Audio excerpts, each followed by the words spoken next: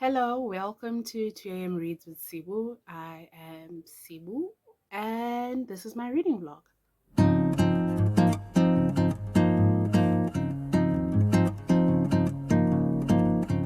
So, I decided to start filming a reading vlog, which is something that I have not done yet. So, this is my first time. So, please be kind to me.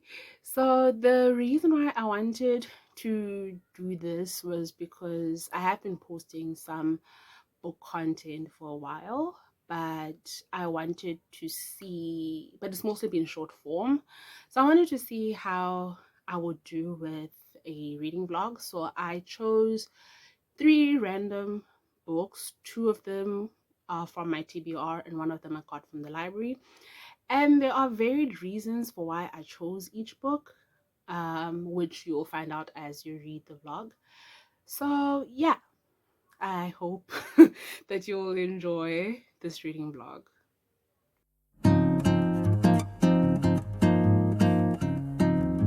So, this is day one of our reading vlog, and today we are reading The Liar's Dictionary by Eli Williams. So, backstory on the book, I got it last year in April as a gift to myself. I read it 30% of the way through, but reading slump hit and I didn't pick it up again. So I decided to pick it as one of my picks for this vlog because I really wanted to finally read this book. Finally. And to make the experience different this time, I will read it with an audiobook as well. So I'll read it in tandem because I don't read a lot of physical books, and typically it takes me a little bit longer to read physical books, and I've found that my experience with them is a lot better. I was a little bit more enhanced if I read it with an audiobook. So I decided to do that for this vlog. So this is the update on this book. I've read one chapter so far. So the preface and the chapter, so together they are about 35 pages. The preface is musings of a lover, of words and the way they sound and what they mean and their origins and stuff like that. It's beautifully written. Doesn't interest me that much though, I'm afraid. But first chapter, I loved it. Loved the first chapter of this book because it gives us a lot of background into what this book is actually about. So, this book is from the perspective of Mallory, who is an intern at the Swansby's publishing house. And the Swansby's publishing house is a publishing house for dictionaries. Basically, I've said publishing house too many times ish. But, anyways, it publishes dictionaries. Or that was the plan. But although that happened, the lexicographers got killed, and it remains famous as the unfinished dictionary, which is sad, kind of. So Mallory is hired by David, who this business has been in his family since like the beginning. And the reason that she was hired for this position was because there is this constant caller who keeps on calling around the same time, around 10 o'clock every single day. And they're hurting threats every time. But they don't know who this is because they are, sometimes they sound male, sometimes they sound female, sometimes they sound robotic. It's just strange. So that's where we leave off at the end of the first chapter, which I really liked. We get a lot of backstory into David's mannerisms and his love of words and like those annoying people who like to use fancy words so that they feel smart. That's the vibe that I get from him. It's a tad bit annoying, but I can tolerate it so far. And Mallory, we don't really know who she is. We don't even get a character description of her, like how she looks like, how old she is. We have no idea about that so far. Again, still the first chapter, so I'm sure we're going to get to know a little bit more as I read the book. So I am going to continue reading and annotating, and also reading and annotating, and then I will give an update probably tomorrow because I am tired. So probably tomorrow we'll have an update on the book. Hopefully I'll be finished with it, and then I can let you know my overall thoughts and what I read this book. So I'm back and it's Wednesday, and I just finished The Liar's Dictionary. The dust jacket is off because I was reading the book just now. So I'm rating it a 4. Things to know since I read the book, since the last update. So this book is a dual POV. So we have Mallory's perspective, and then we also have Peter Wentworth's perspective. So Mallory is currently in present time working with David Swansby to digitize the dictionary so that basically to digitize the dictionary. So that's what she is working on, while also dealing with a person who's constantly harassing her at the office. And then you also go to the past, to when Professor Swansby founded the Encyclopedic Dictionary, and you're looking at Peter Wentworth's perspective, with those, which is one of the lexicographers who is currently working on the letter S, on the S words basically. And what you actually get to realize is that what actually unfolds, which is also in the description of the book, which I did not realize, was that Swansby was responsible for putting in fake words in the book. And so Mallory, as she is going through the digitization of this dictionary, is finding, one of the tasks that she has with this job is finding all these fake words. And with that, she also gets some help from her girlfriend Pip, who also comes to help her with these words, and they kind of have a conversation of the state of mind of the person who created these words, and were they doing it as a sick joke, were they doing it to, like, what were their motivations. And when you read Wentworth's perspective, you actually get to see his motivations, that he just wanted to make words that explained precise feelings about things that he was feeling. One of the words described was for him daydreaming about this woman, Sophia, who he met at a party that was hosted by this guy who's also a lexicographer, but he hates him so much. Framsby. He hates that guy. And he creates words through this way, and he also gets to wreck his brain on what how is it going to feel for the person who is going to be discovering these words in the future as well, which I found to be very interesting. And I will say that there is a twist in the book, or the reveal for the identity of the person who's been harassing Mallory is stunning. How it's done, because it's very unexpected, because it comes out of nowhere and you don't expect it to be who it is. But then when you think about what happened in the first chapter, or the first few chapters in Mallory's perspective, it just clicks, it comes together, and it makes a lot of sense. But I will say is that the reason why I gave this book 4 stars is that the ending, even though it covered a lot of the loose ends within the book, it still left me thinking, right?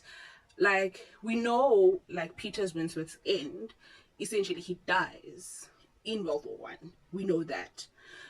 But we don't know of his life, or what happened after he put those fake words into the encyclopedia. We have no idea of what happened with that. Mallory, we kind of have an idea of what happened with that, but it's it's ambiguous, because we don't truly know what she does with the fake words that she found in the dictionary. It's not like they were published or digitized or anything, but she still kept the record for those words, so we don't know what happened with that. So the ending with that, I will say, it wasn't satisfying for me. but I really did enjoy my reading experience in the book.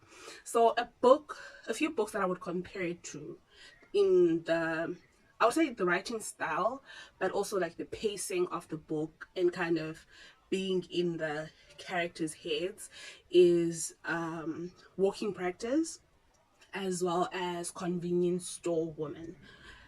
Those two books feel the same because you are in the characters' heads, you are feeling their thoughts, they are like they're explaining things and they're very detailed, and there's beautiful quotes that are embedded into that, and you get to be in on like the inside jokes that are in their heads and stuff, which is something that I really did enjoy with these books. So yeah, Lies Dictionary, 4 stars, and I will go on to start the next book. So I am back with an update for the second book that I'm reading, which is Turn Off the Key by Ruth Ware. So interesting story about this book. I got it when I went to my local library to look for some books, and they had a library book sale, so I decided to get it. It was like $9. It's like still the sticker is still on there. It was 9 rands, and I'm very happy about that. And this book also inspired me to film this vlog. So that's the backstory behind that. And the reason why I picked up this book and I wanted to read it is because I've been on a thriller kick lately, and there've been a few thrillers that I've read that I really enjoyed. Mostly rated them 4.5 to 5 stars. I'll probably put them right here. So I wanted to try out more thrillers, basically. So this, I'm 100 pages through, about 105 pages through this book, and I will say the reading experience has been very good so far. Not bad at all. The book is, the one thing that is really interesting for me about this book is that the formatting is in like letters. So these are letters that Rowan, our female main character, is writing to a solicitor who she wants to take on her case because the current solicitor, Mr. Gates, she feels like he's not believing her, and she feels like he is getting her into a lot more trouble. And the reason why she's needing this solicitor, or this new solicitor, is because she has been charged with the murder of a child, and this child is part of the family that she was working for as a live-in nanny. That's how that starts. That gripped me immediately. So through these letters, she is basically telling this I'd say potential solicitor what the story is from the beginning. So she talks about like her previous job that she had at a nursery that she loved, but when she didn't get promoted, she was like, let me just go look for something else. And she came across this ad for this family who needed a nanny for their 4 kids, and she felt like it was the perfect opportunity for her. The pay was good, it was going to be new life in a different city. She had no one left in London for her anyways, so moving to Scotland to work for this family would be perfect for her. Then she sent in an application, got invited to the interview, but the mother, Sandra, sent her an email letting her know that the 4 nannies before her have quit in the last 14 months because of the superstition, because of these weird happenings in the house, and the law of the house, that there's something ominous, weird going on with it. So she was like, if you're not gonna like that, then don't come. But if you are interested, just know that there is something going on here that we are unsure what it is, but our nannies are not lasting. So red flag. But the girl doesn't listen. She goes to the interview, and the morning after, so she stayed over the night. So the morning after, she meets the kids, and the second oldest one, because the oldest one is in boarding school, the second oldest one is like standoffish, is really quiet, she's not saying anything. But when Rowan is actually leaving for the airport, she's like, don't come and work here, please, don't come and work here, they don't want you here. And Rowan is also, who doesn't want you here, who doesn't want me here? Like, yeah, they don't want me here. They don't want you here. The ghosts don't want you here. I was like, oh, okay. Strange. Rowan still took the job. Oh, there wouldn't be a book. So Rowan still took the job, went to work for the family, and then where I'm ending off, which is the 100 page 103. She is just finishing off the night, her first night with the family, and the parents are going to be leaving the following day because they're architects. So there's this project that they're working on, so they're going to be gone. The dad is a creep because he keeps on making these weird comments to her and stuff like that, making her feel very uncomfortable.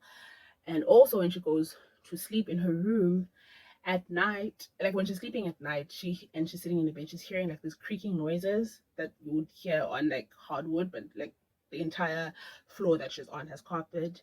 And she's like, yeah, that's weird, that's strange. So it left off on that. I am intrigued by the book so far. I am loving the kind of illustration of the characters. They're very distinct, and I'm very interested in knowing which child died in all of this and how they died and what is actually going on with the house, because Rowan keeps on insisting that someone else did it, but she's not saying who it is, who she's expected to be. She's just saying it's not me. I know it's not me. So yeah, I'll probably be reading for the rest of the night, and then I'll probably give you guys an update tomorrow and see how I like reading this book. So we are about halfway through The Turn of the Key by Ruth Ware, and honestly, this book could have been half of what it is currently, because I understand, and it kind of explains it in the book, that she, Rowan, the main character, wants to explain in detail what happened so that nothing is misconstrued on her innocence. But it's a lot, right? It's a lot of like ish, like it's so detailed in such that like even the most miscellaneous things are explained, and it kind of makes me not care for Rowan or to figure out which child dies, why. Um, One of the characters, who is a housekeeper who has been working for the family, kind of explains the law of the house, kind of. I don't know if this is a spoiler or not, but she's like, the house makes the people in it go mad, and there have been many killings, like people killing their own families within this house, which is kind of foreshadowing. But that's the only thing that has interested me since the last time that I read this book. And I'm going to continue with it and I'm going to finish it. But I am not that hopeful that I will give it a high rating. And it makes me iffy about picking up Ruth's book again. But I typically try to give authors another chance. But mm-mm, no, no, no, no, no, no, no, no. And another thing that I do not like about this book, now that I'm realizing it, and I know initially in the other video I said that I like the formatting, that it's like a letter. The problem is that there are no definitive chapter endings. So this letter that we're reading is the third letter in the book. We've been reading the third letter in the book since 5% of the way in the book. We at like 60 now, and we're still reading the same letter. So like there is no definitive separation, which kind of makes it annoying to me to know where to, like, if I need to put down the book or something, where to just leave it, because it'll finish the night, but then in the same paragraph will start the next day, and then it's like, okay, now I need to continue finishing it until I can find a natural point for me to put down the book or to feel like I finished a chapter. So yeah, I don't like that. I don't like that at all.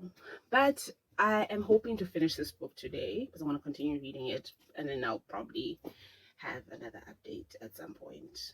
Hopefully when I'm done with it and can give the book a rating. Yeah. So I just finished The Turn of the Key, and I am rating it a 2.5. And the reason why I'm rating it a 2.5 is because, like I said in my previous update, the book could have been half the size, and I feel like it would have been more impactful. The ending would have meant more, basically. And I did enjoy the ending because at the time that I was, when I was at the 60% point in the book, my rating for it was basically a 2. And the 0.5 is for the ending because it was good. There were twists and turns, but they were not as impactful. They were just like, oh, okay, this happened. There wasn't any suspense within the book, which is something that I noticed. It it wasn't suspenseful. It wasn't There wasn't moments where I'm like, oh, what's gonna happen next? What's gonna happen next? I was just looking forward to just getting to the end of the book and hearing what happened, what child got killed. That's it. That was all I cared about at that point. The the reveals kind of feel like like what is revealed towards the end of the book, as far as why child gets killed and some of the mysterious things that are happening in the house. It's like, okay. It's very much so like, okay, moving on. And it like I just didn't like the ending of this. I like the ending because it answered the questions that I had, but I also just didn't care for it. So like the writing is not bad, but my issue, like I've stated before, is that it just over explains things. Like even when she's running away scared, she's pointing out the motifs on the arches of the doors and the shapes of the bricks and all those things. Like it's like, no, no, no. So like that's the thing. Like she over explains things, and it just feels like it's just wasting my time. It's like when you need to hit a word count and you just keep on writing and adding nonsensical stuff. That's what it feels like. Would I read from this author again? Mm, I'll try one more book and see how I feel about it. But this one, 2.5. It is disappointing because this book was the reason why I wanted to do this vlog, and I am very heartbroken that it got such a low rating. But it is what it is. If you have any recommendations for thriller books that I might actually enjoy, please leave them down below because I would really love to read more thrillers. And with that being said, let's go on to the last book for this vlog.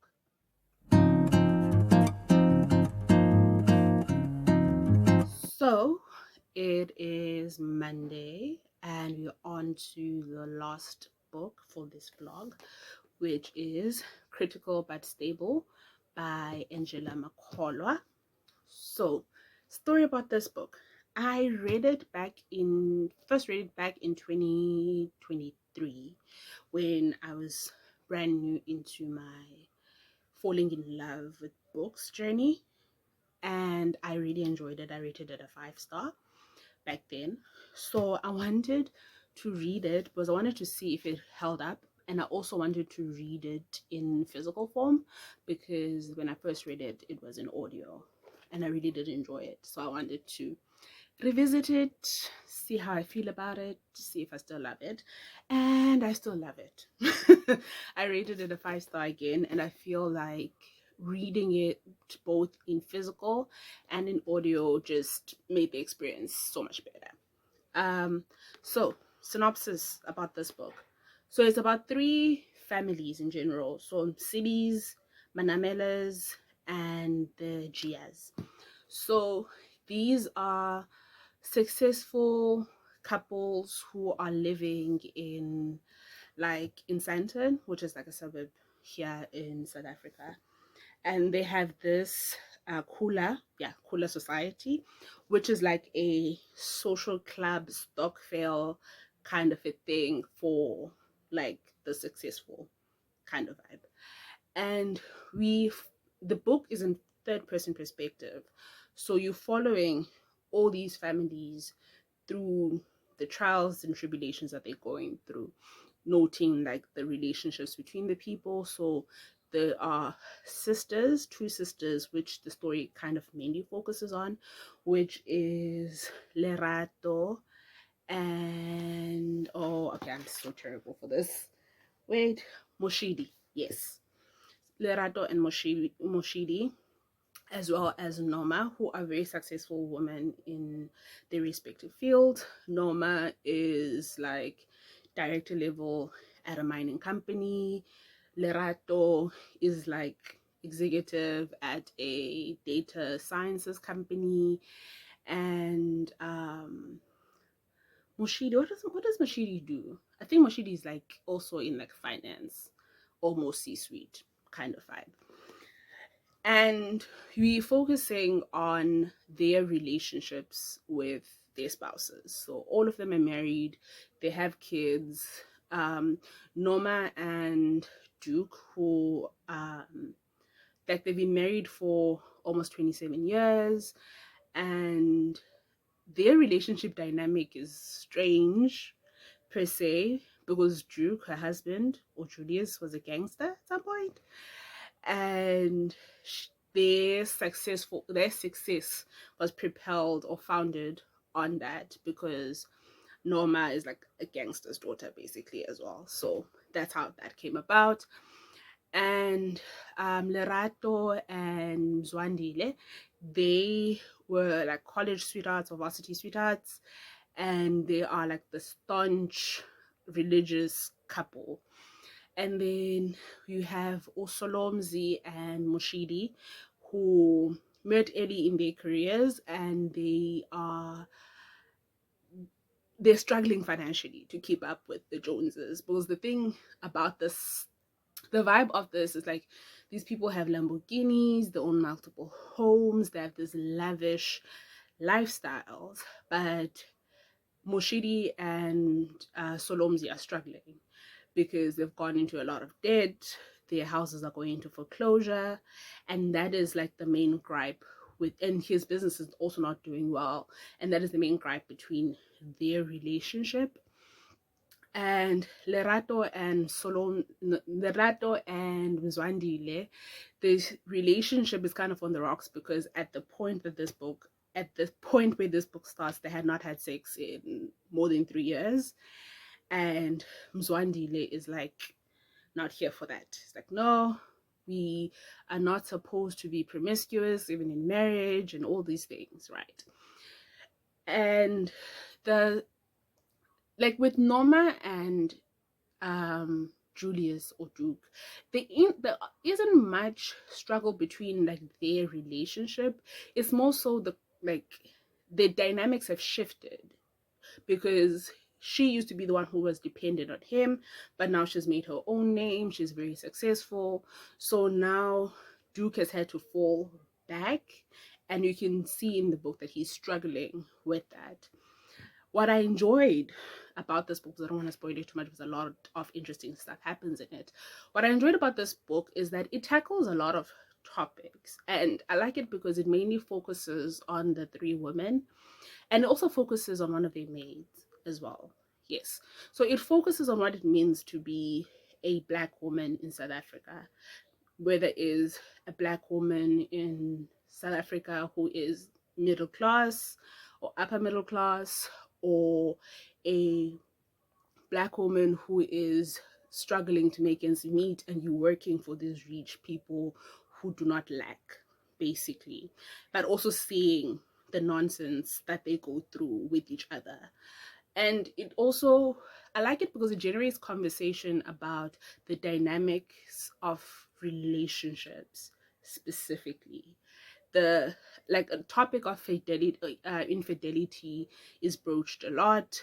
The role of the shifting role of how the gender roles of women have shifted over time, and specifically when you're dealing with successful women built who have built a legacy for themselves and can do it without a man. What that means in the presence of being a mother and a wife as well.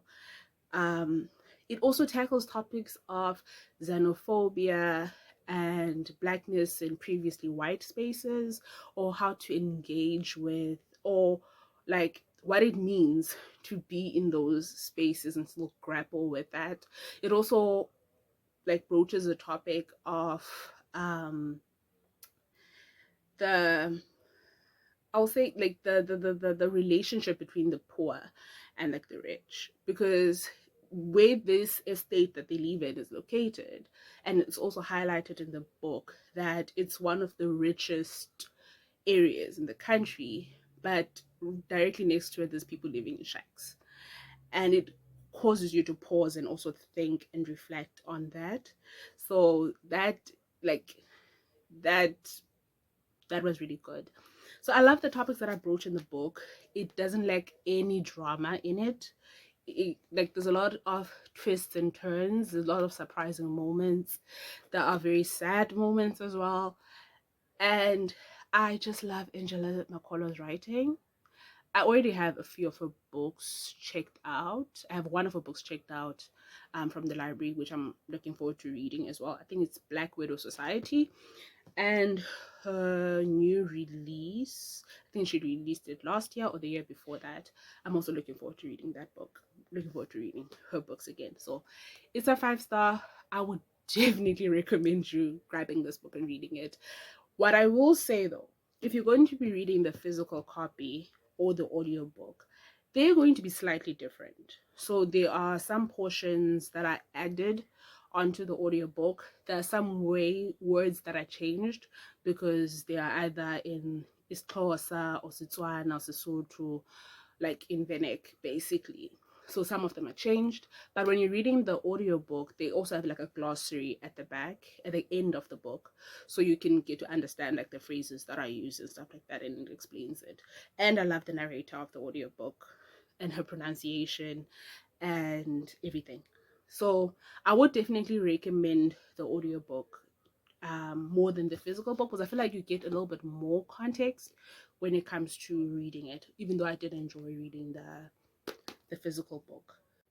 So with that comes the end of this vlog. So I have read 3 books. Ruthwe was a 2.5.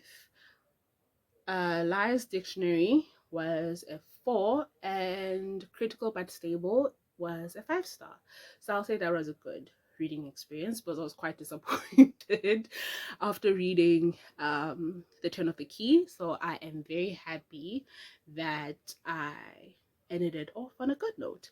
So if you have any recommendations of books that I should read based on my enjoyment levels of these books, please leave them down below.